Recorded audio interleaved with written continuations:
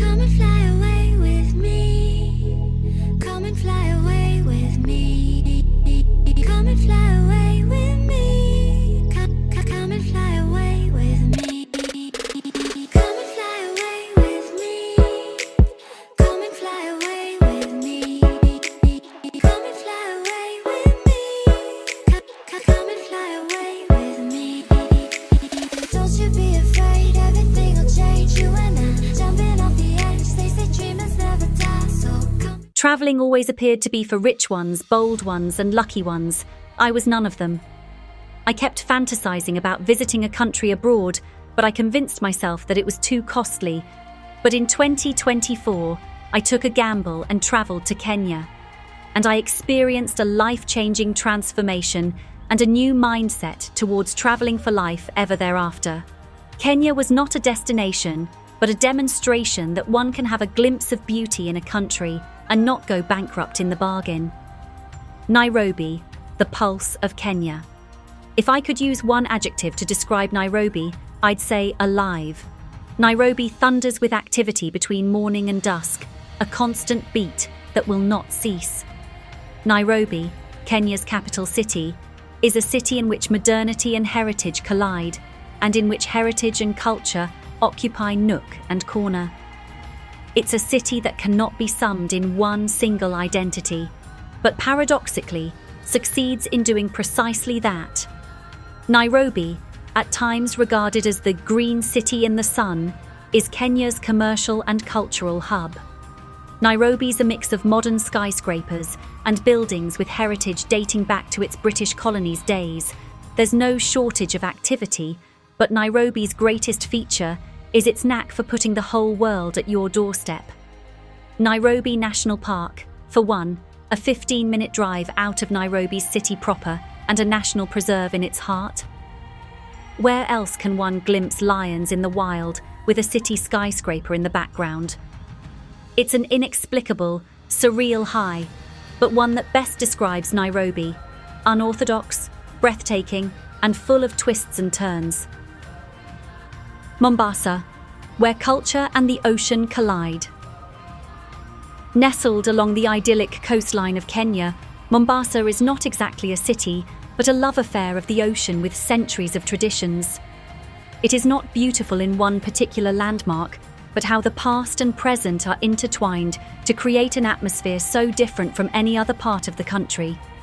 Upon first entry into this coastal paradise, it was the heat of the sun, but the real seal to connect myself to the place was the scent of the sea breeze mingling with spices.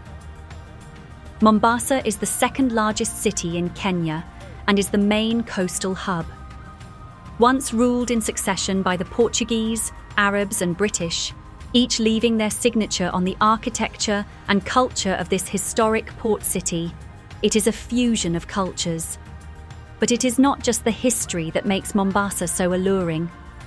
The serenity of the coast does something almost hypnotic to you. The golden beaches stretch along Diani, Nyali, and Bamburi, with the rhythmic sound of the ocean beating against the shore, creating calm I didn't know I needed. I spent my time around the beach, plunging occasionally into the turquoise waters, viewing coral reefs at 𝐾𝐶𝐳 Marine National Park, where dolphins play in the wild and teeming sea life beneath the surface. Masai Mara, wildlife, tradition, and the untamed spirit. Something inside me moved upon arrival in the Masai Mara. It wasn't just the endless view of the savannah right under a sky that seems to go on and on, nor was it the thrill of seeing the so-called Big Five lions, elephants, leopards, buffalo, and rhinos out in their natural habitat. It was a feeling of being in a place so wild, so pure, it almost seemed to step into a world untouched by time itself. The Masai Mara is more than a game reserve, but also the heart of the soul of Africa, where wildlife and tradition find an untamed spirit calling out for the adventurous at heart. The southwestern Kenyan Masai Mara is rich in biodiversity and dramatic landscapes. It forms part of the greater Serengeti Mara ecosystem and forms the more famous side of the Great Migration, a place where millions of wildebeests, zebras, and gazelles cross the Mara River in search of fresh grounds to graze. This is raw, unfiltered nature in action that has made me humble and left me full of wonder. But the Masai Mara is not about animals alone. The land bears an even more spiritual meaning than one can expect.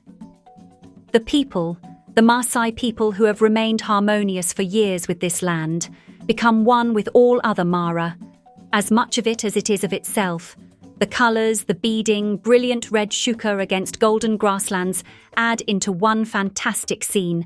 Their drum beats rhythmic to the tone during ceremonies to celebrate glorious cultures. These are proud people, resilient, yet in deep harmony with the environment. Their company brought quite another level of understanding to me regarding this place. I listened to their stories, learnt about their ancient traditions, and felt amazed at the manner of their co-living with nature in an almost mystical way. The Mara was huge, and it made me realise how small I was compared to the grandness of the land. The flat-topped acacia trees, the endless horizon dotted with herds of wildebeest and zebras, and, from time to time, the roar of a lion in the distance combined in an atmosphere of serenity and thrill. Lake Victoria, Kisumu's heart, gave me a lot more than a view. Around its edge, I saw fishermen's settlements that gave me a glimpse into a life that for centuries hadn't changed at all. As I saw fishermen launch out with a morning's first throws of a net, I could understand why for Kisumu's Luo, this lake represented a holy site. It is a source and a reflection of a source of inner strength. Mount Kenya, conquering fears at high altitude. Mount Kenya, 5,199 meters high, an ordeal that drained me of all I had in me. Standing at its base, with cold, knife-sharp wind chafing my lungs, I felt a mix of awe and apprehension. It was no ordinary peak, but a challenge with a halo of mythology surrounding it. Beloved of Kikuyus, it's a site of profound reverence, with the mountain seen to be a dwelling of 𝐿𝐶𝐽, god of creation. Every step is a battle with my frailties. With every step, however, the mountain whispered with me, urging me that greatest triumphs follow when one overcomes one's fears. To stand at its crest was nothing less magical. In any direction I could see, with clouds below and the universe seeming ridiculously small in proportion. I hadn't conquered a mere height, but a psychological one, transforming fright into triumph. Kenya changed me in a way I could hardly ever have hoped for. Nairobi's beat, Masai Mara's savannas, Kisumu's peace, and Mount Kenya's triumph. Each step in my journey testified that the universe is your oyster, and your journey begins with a first move. So, if holding out for a sign to explore, your sign is at your fingertips. Subscribe, leave your feedback, and let's start together. Comment below, and let's start a conversation.